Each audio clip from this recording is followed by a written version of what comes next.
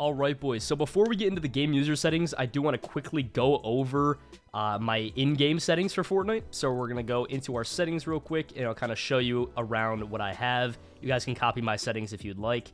So window mode, obviously we have it full screen. Resolution, I have on native. You guys can switch this to stretch res. Obviously, I have videos on how to do that linked down in the description below. VSync, I have off. Frame rate limit, I have this capped at 240.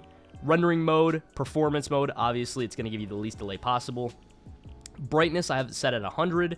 User interface contrast at 1x. Colorblind mode is off. For the 3D resolution, I have this at 100%. Some people go down to like 90%. 90 is definitely the lowest I would go, but I tend to keep it at 100 for the best quality. Nanite virtualized geometry, I have off. View distance, I have on medium. I feel like medium is definitely the best. Near, you're not going to see as much people far away. Medium gives that perfect distance for your AR to get some surge tags if you guys are playing some scrims or something like that. So I definitely keep that on medium. Textures I have low, meshes I have low, and show FPS I have on. And those are basically the core settings that you guys are going to need for Fortnite. So let's get right into the game user settings. Yo, what's up boys, it's Hycross, and in this video, I'm going to be making an updated game user settings for Fortnite video. And in this video, I'm basically going to be showing some new settings that I did tweak and update and change from my previous video that I made. And I just want to make sure that you guys are all up to date with your settings to get the least delay possible, especially for the new ranked mode coming out tomorrow as of filming this video on Tuesday. So let's hop right into this video. You guys want to be on your desktop, and we're going to start off straight off the bat. We're going to head down to the bottom left-hand corner into the search bar. We're going to type in %temp%, and then hit enter. Once this comes up, we're going to hit local. Then we're going to type the F key on our keyboards. Hit double-click Fortnite game, double-click saved, double-click config, and double-click Windows client.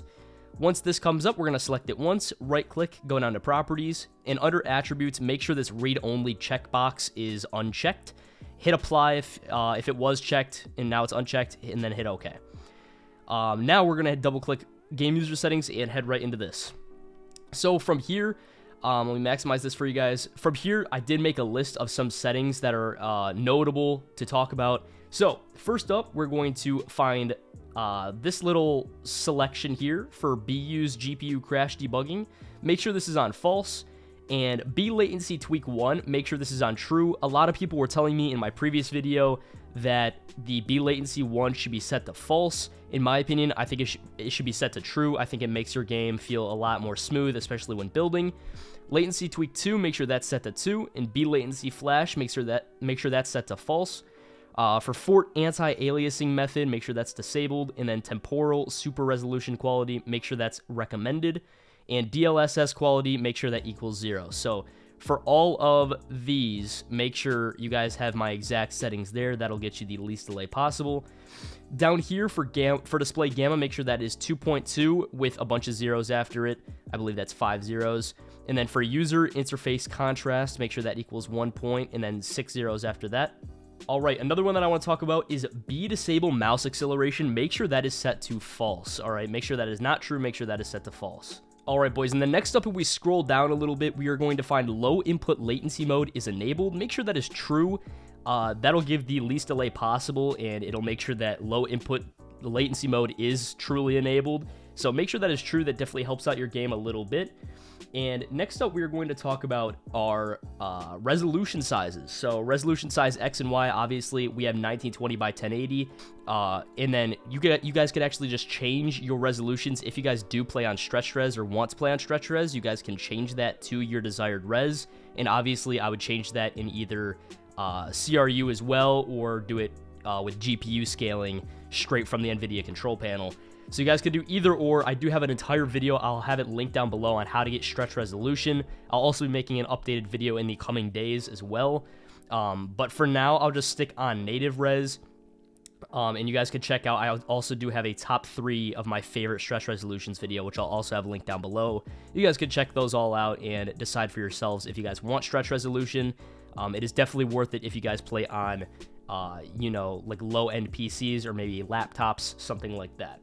Next up, I want to talk about BIS energy saving. So let's find that. Right down here, we got BIS, energy saving enabled idle. Make sure that is set to true. This is kind of a newer setting that Fortnite just added. Make sure that is set to true. And then for BIS, energy saving enabled focus loss, make sure that is also set to true. All right, those are two of the newer settings. Most pros have them set to true. Some have them set to false for some reason, but I would definitely keep this at true. And lastly, I want to talk about our scalability groups. Make sure you guys just copy exactly what I have for the scalability groups. So for resolution quality, set that at 100. View distance quality, set that at 1. Anti-aliasing quality, set at 0. Shadow quality, 0. Global, 0. And etc. 0 for all the rest. All right. For view distance, I have this at 1 because that is set at, I believe, near or medium. I would just keep that at 1. You guys can tweak that if you want. But honestly, I just prefer it at 1.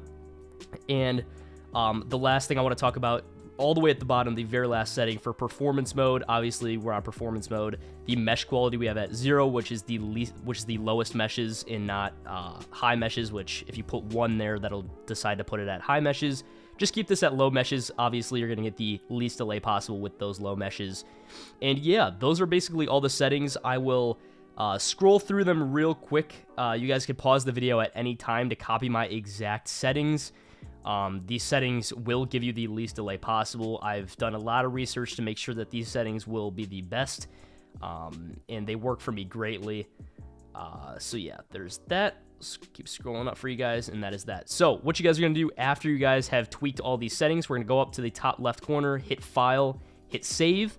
Then you guys can exit out, and from here, we want to right-click, go to Properties, and it is up to you what you guys want to do. In my opinion, I would have this on read-only. That's what I play on.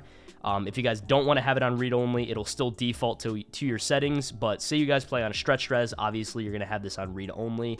So I just tend to keep it on read-only. I hit Apply, hit OK, and you guys are all set there. I will toss some gameplay of me using these settings with the read-only checked. These settings are absolutely amazing, and they will give you insanely low input delay and maybe even give a FPS boost. So yeah, with that said, I hope this video was of use for you guys. I'm very excited for the ranked mode, so stay tuned for some content with that new ranked mode. And yeah, I'll see you all in the next video. Peace.